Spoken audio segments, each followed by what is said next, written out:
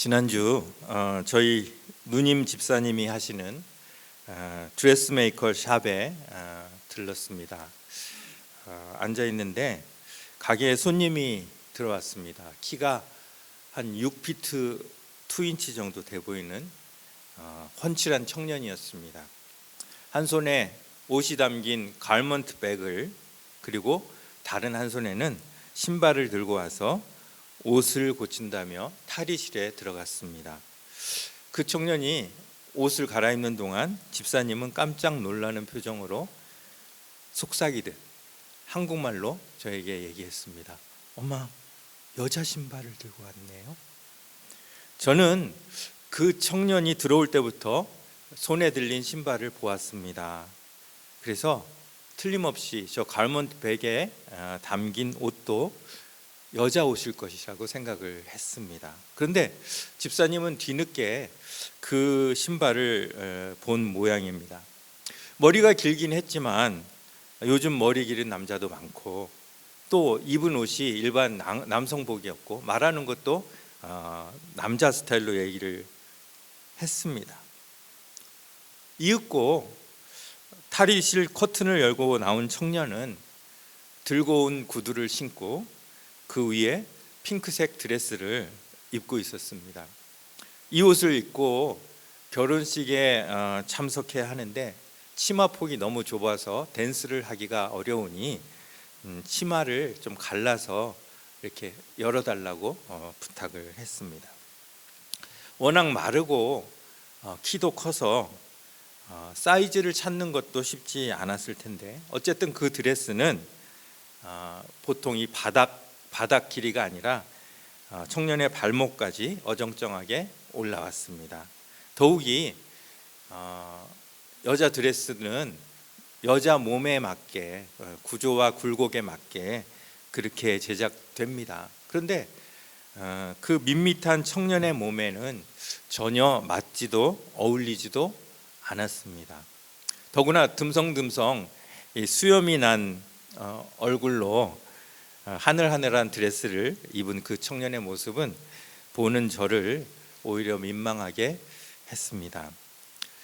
드레스를 고치러 오는 손님들한테 beautiful, perfect, 예쁘다, 완벽하다를 연발하시는 우리 집사님이신데, 이 청년한테는 아무 말 못하고 핀으로 표시만 한 후에 옷을 받아 놓았습니다. 사실 그 정도 키, 몸매, 외모라면 남성 정장을 멋지게 입었으면 누구나 다 한 번씩 돌아보게 만드는 모델 스타일의 옷차림이 되었을 것입니다. 그런데 왜 굳이 자기랑 어울리지 않는 여자 드레스를 입으려 했을까요? 결혼식에 참석한 사람들 앞에서 이 청년은 남자가 아닌 여자로 보이고 싶었던 모양입니다. 아마도 그날은, 결혼식 날은 다리 털을 또 수염을 다 밀고 드레스에 맞춰서 화장과 액세서리까지 할 것입니다. 제가 여러분 앞에서 그 청년을 정죄하거나 조롱하려고 이 이야기를 꺼낸 것은 아닙니다.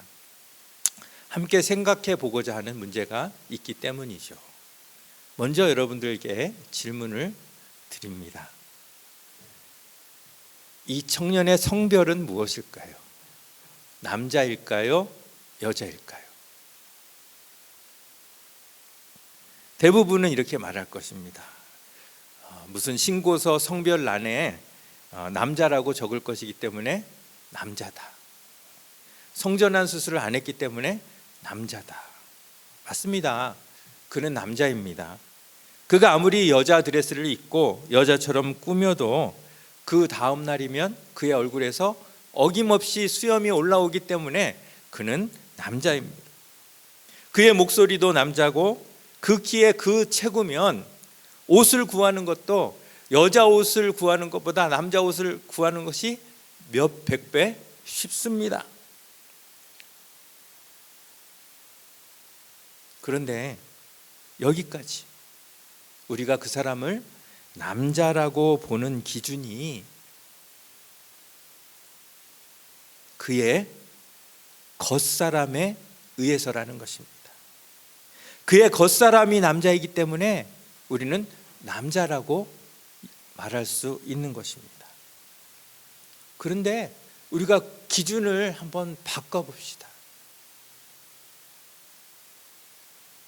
그 사람의 속사람을 기준으로 봤을 때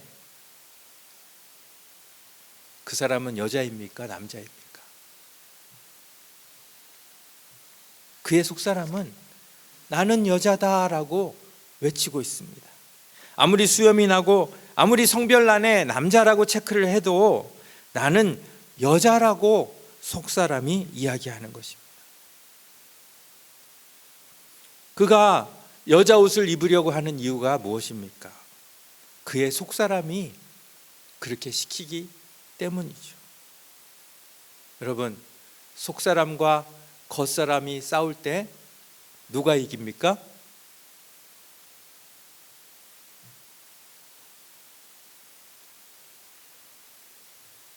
안 싸워보셨어요? 속사람과 겉사람이 싸우면 누가 이깁니까? 속사람이 이깁니까? 확실합니까? 예, 겉사람보다는 속사람이 강합니다. 그래서 우리의 인생을 좌우하는 것은 겉사람이 아니라 속사람입니다. 의처증이란 병 아시죠? 겉사람이 걸립니까? 속사람이 걸립니까? 속사람이 걸리죠. 겉은 멀쩡한데 속사람이 아프면 생기는 병이 의처증입니다. 의처증은 겉모습을 바꾼다고 고쳐지는 것이 아니에요. 아무리 환경을 바꾸고 상황을 바꾸고 아내가 아무 남자도 만나지 못하도록 철저히 관리해도 남편의 속사람이 바뀌지 않으면 의처증은 고칠 수가 없어요. 반대로 속사람이 건강해서 아내를 전적으로 믿는 남편은 아내가 어떤 상황에서 어떤 남자를 만나도 전혀 신경 쓰지 않는 거예요.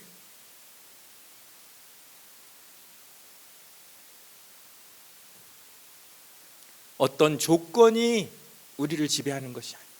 어떤 상황이 우리를 지배하는 것이 아니라 사실은 속사람이 우리를 지배한다는 것이죠.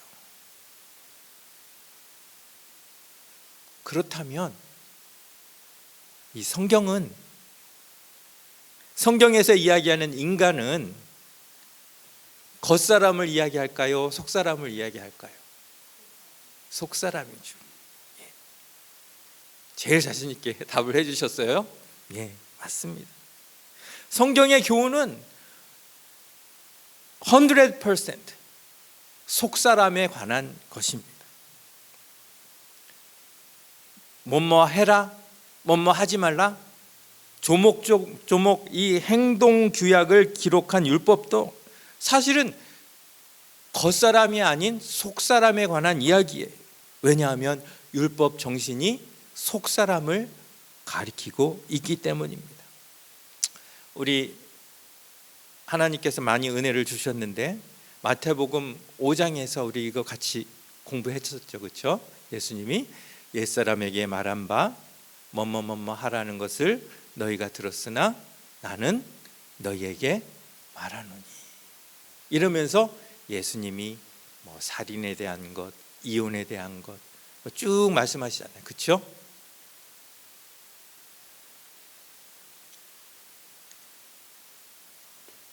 율법이 살인하지 말라고 했다고 해서 겉으로 살인만 하지 않으면 되는 것이 아니라 그 근본 동기, 그 속사람, 사람을 미워하고 없이는 것 자체를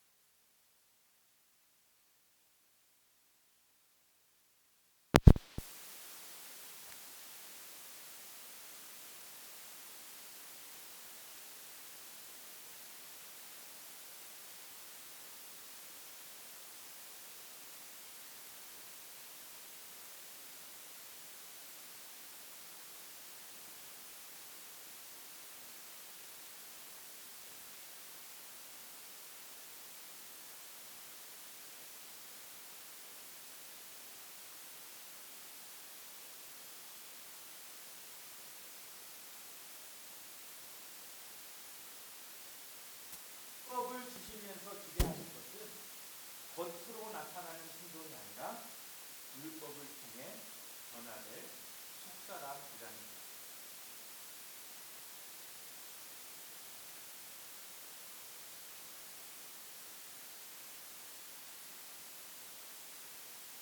우리의 구원은 어떻습니까? 베드로전서 1장 9절을 보면 믿음의 결국 곧 영혼의 구원을 받습니다. 구원이 겉사람의 구원이 아니라 속사람의 구원, 영혼의 구원이라는 것입니다. 2주 전에 우리 존 웨슬리에 대해서 말씀을 나누었습니다. 그의 겉사람을 보면 구원을 받고도 남을 만한 그러한 겉사람의 모습이었지만 웨슬리의 속사람은 그렇지 않았습니다. 그가 목사가 되고 상당한 시간이 흐른 뒤에야 그의 속사람이 구원을 받았던 것입니다. 목사님 혹시 이게 발륨이 좀 커졌나요? 아니면은 아니에요? 예. 조금 울리는 것 같습니다. 예. 결국 구원을 받았느냐 못 받았느냐 이것은 속사람에 관한 것이지 겉사람에 관한 것이 아니라는 것이죠. 성경의 모든 책들이 속사람에 대하여 이야기를 합니다. 아담이 선악과를 따먹은 것, 단순히 겉으로 드러난 열매를 따먹은 그 행동이 죄가 아니라 하나님과 같아지려는 그 근본 동기, 그의 속사람이 죄라고 하나님이 말씀하신 것입니다. 가인이 아벨을 죽입니다. 물론 살인은 어느 시대에나 가장 큰 죄입니다. 그런데 하나님이 말씀하시는 것은 살인이라는 어떤 겉으로 드러난 죄가 아니라 그 살인을 저지르기까지 범죄한 한 인간 가인의 속사람이 어떻게 변했는지를 이야기하고 있습니다. 이사야 1장에서 율법을 철저하게 지키고 절기와 제사를 빼놓지 않고 가장 좋은 제물을 때맞춰 잘 드리는 백성들에게 하나님이 진노하시는 이유가 무엇입니까? 그들이 겉사람은 하나님께 드려졌지만 속사람이 드려지지 않았기 때문입니다. 지난주 우리 함께 생각해 봤던 마더스데이의 창시자 애나 하비스, 그가 왜 죽을 때까지 마더스데이를 없애기 위하여 반대자가 되어 그렇게 애를 썼습니까? 겉모습은 훨씬 많이 발전했는데 근본 정신이 살지 않은 마더스데이는 소용없기 때문입니다.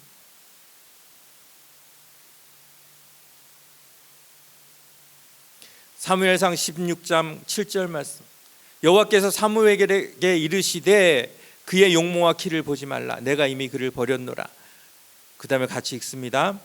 내가 보는 것은 사람과 같지 아니하니 사람은 외모를 보거니와 겉사람을 보거니와 나 여호와는 중심을 보느니라, 속사람을 보느니라. 요셉이 훌륭한 이유가 무엇입니까? 그가 애굽의 총리가 되었기 때문입니까? 요셉이 위대한 이유는 어느 곳 어느 상황에서도 그의 속사람이 하나님을 떠나지 않았기 때문입니다. 감옥에서 하나님이 그와 함께 하시다는 것을 성경이 계속 강조하는 이유가 뭡니까? 겉사람은 비록 피폐한 가운데 있었지만 속사람이 그만큼 큰 복을 누리고 있었다는 것을 이야기하는 것입니다. 우리는 무엇 때문에 어쩔 수 없이 핑계를 대며 속사람이 무너진 것을 정당화합니다. 보디발의 아내가 유혹했기 때문에, 억울한 누명을 썼기 때문에 요셉에게는 핑계댈 조건이 너무나 많았지만 그의 속사람은 겉사람 때문에 단 한 번도 무너지는 일이 없었다는 것입니다. 그것이 요셉의 위대함입니다. 다니엘이 위대한 이유가 무엇입니까? 에스더가 위대한 이유가 무엇입니까? 그들이 이방 나라의 세계 최고 강국의 총리가 되고 왕비가 되었기 때문입니까? 아닙니다.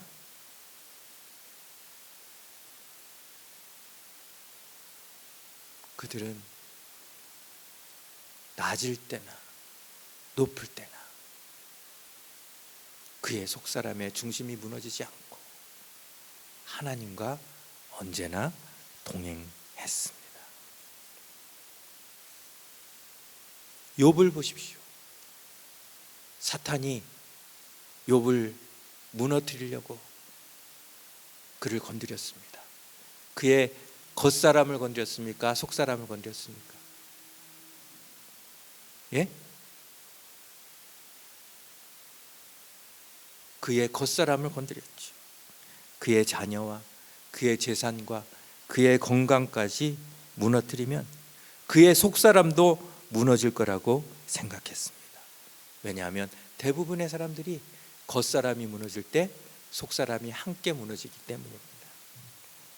그런데 하나님은 어떻게 보셨습니까? 하나님은 욥에 대하여 자신감이 있으셨어요.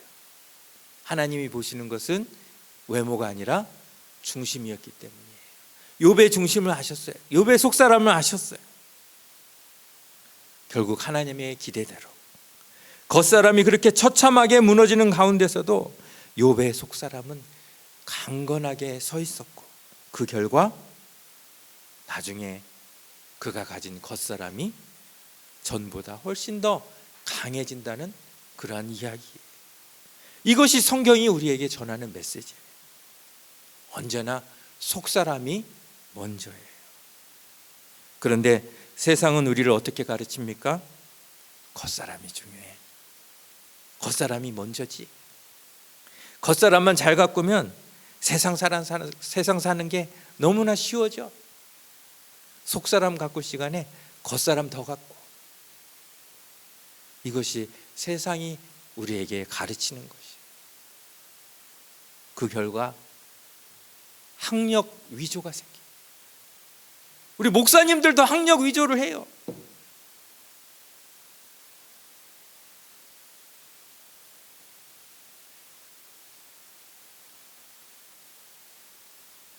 성형 미인이 생겨납니다. 겉사람이 가져다주는 유익에 마음이 혹해서 거리에 비싼 차들이 차고 넘칩니다. 물론 돈이 많아서 좋은 차 타는 사람도 있지만 새빵살이 하면서 좋은 차에 연연하는 사람도 있습니다. 왜요? 있어 보이고 싶어서. 겉사람이 좀 어떻게 좀 좋은 사람처럼 보이고 싶어서. 명품백, 명품 옷, 반지하 단칸방에 살면서도 명품에 목을 매는 사람이 있습니다.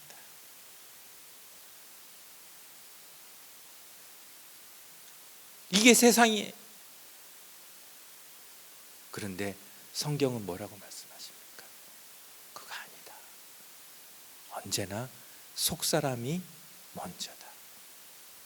명품 양, 명품 소를 잡아서 하나님께 제사를 드리면서 이스라엘 백성들이 만족하고 있을 때 하나님 뭐라고 말씀하세요? 그거 아니다. 명품 찬양을 연습해서 하나님께 드리고 있을 때 하나님 그거 아니다. 속사람을 봐라. 속사람.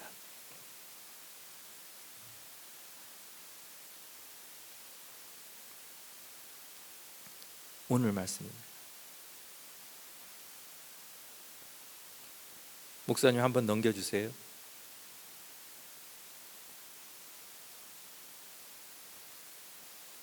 에베소서 3장 14절. 이러므로 내가 하늘과 땅에 있는 각 족속에게 이름을 주신 아버지 앞에 무릎을 꿇고 비노니. 그다음에 16절 같이 읽습니다. 그의 영광의 풍성함을 따라 그의 성령으로 말미암아 너희 속사람을 능력으로 강건하게 하시오며. 여러분 아멘입니까? 예. 만약에 여기서 바울이 너희 겉사람을 능력으로 강건하게 하시오며 라고 적었다면 어떻게 됐을까요? 얼마나 감사한 일이에요. 속사람을 강건하게 하시오며. 자, 계속해서 읽습니다. 같이 읽습니다.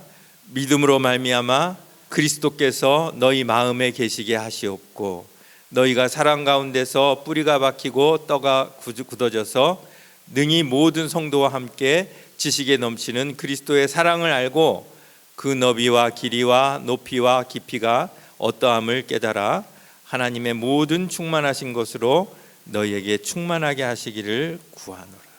여러분, 이 말씀 가운데 겉사람에 관한 구절이 한 군데라도 있습니까? 우리의 진정한 가치는 겉사람이 아닙니다. 오직 속사람에서 우리의 가치가 판단되는 것입니다. 우리의 심판 때에도 하나님은 네가 얼마나 부자로 살았느냐, 얼마나 화려하게 살았느냐, 겉사람으로 판단하신 것이 아니라 네가 이런 상황에서, 이런 처지에서 너 속사람이 어떻게 강건하게 서 있었느냐, 그것으로 판단해 주신다는 것입니다. 자, 오늘 제목이 뭐라고요? 기복신앙이 잘못된 이유. 기복신앙이 뭔지 아시죠? 제가 찾아봤더니 이렇게 정의를 하더라고요. 한번 같이 읽습니다. 기복신앙이란 복을 기대하는, 즉 본인에게 득이 되는 복을 바라는 신앙 행태를 말한다. 여기서 복이란 재물, 무병장수, 내세의 공덕, 자손의 번창 같은 일체의 인간적 욕심을 포함한다. 자, 여기서 복이 겉사람에 관련된 복입니까? 속사람에 관련된 복입니까? 겉사람에 관련된 복이에요. 하나님은 속사람 이러고 있는데 믿는다는 사람이 겉사람 이게 기복신앙이라는 거예요.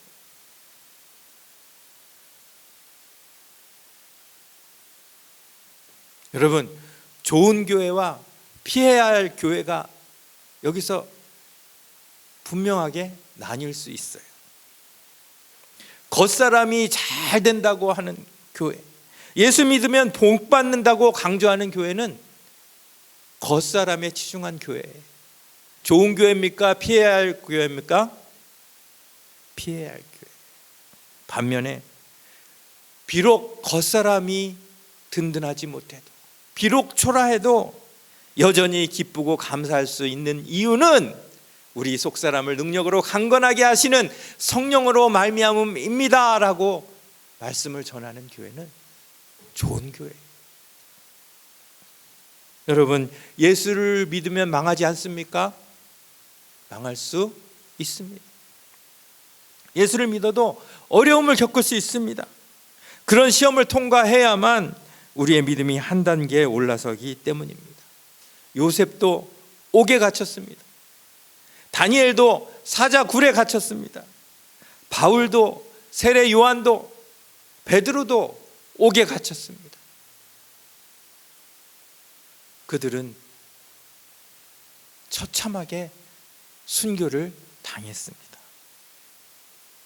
그런데 성경은 이야기합니다.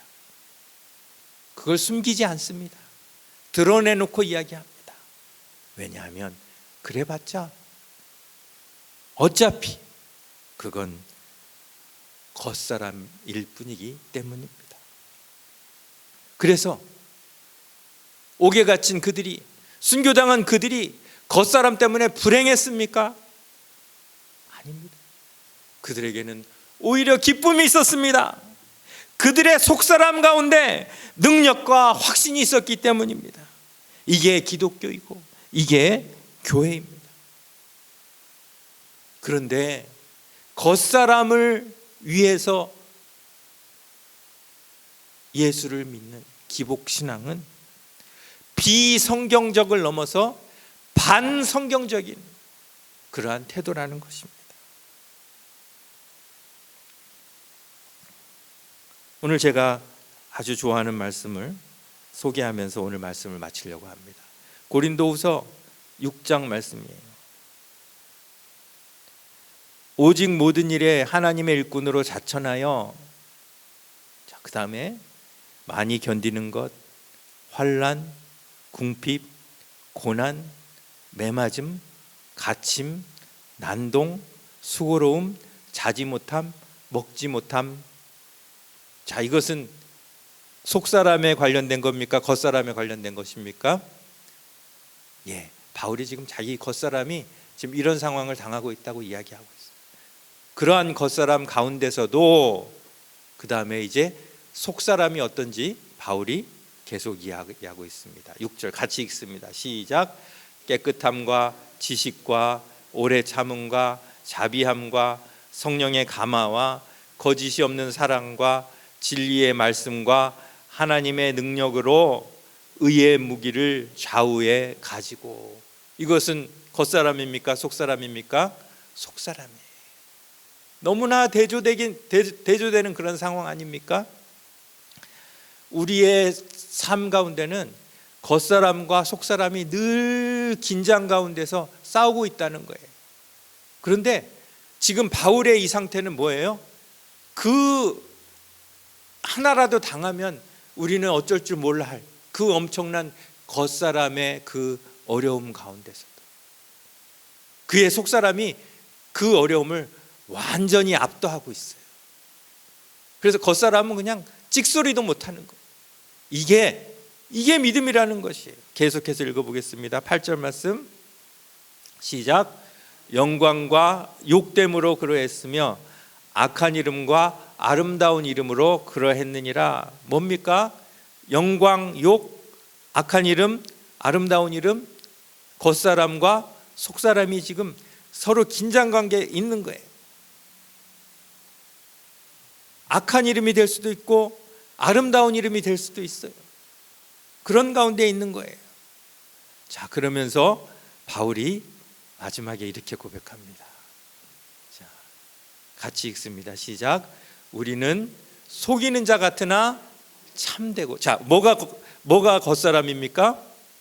속이는 자 같은데 참되다는 거예요. 9절 시작.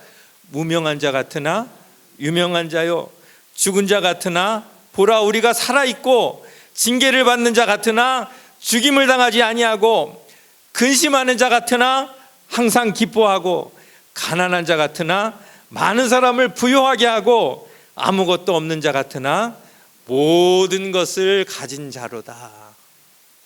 아멘.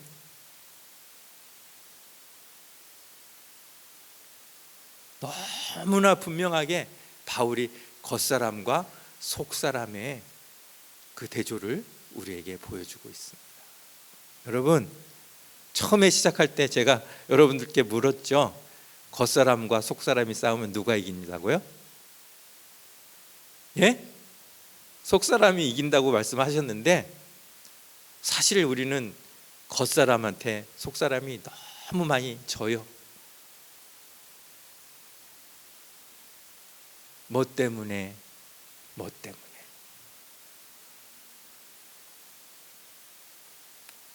환란이 오는데 어떻게 해요? 궁핍이 오는데 어떻게 해요? 매 맞는데 어떻게 해요? 갇혔는데 어떻게 해요?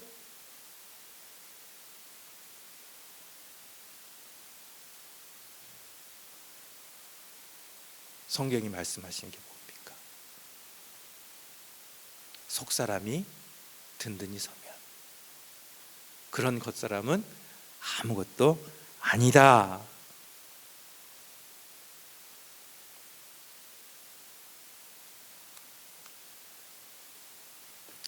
여러분, 우리 길교회가 비록 사람이 많지 않아요.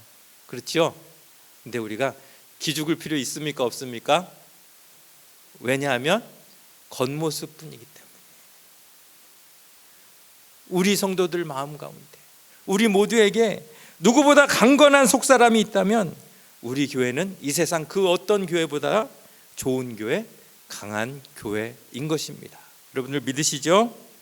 예. 앞으로의 우리의 삶 가운데 우리의 속사람을 강건케 하시는 하나님의 귀한 능력이 저와 여러분 위에 함께 하시기를 간절히 소원합니다. 기도하겠습니다.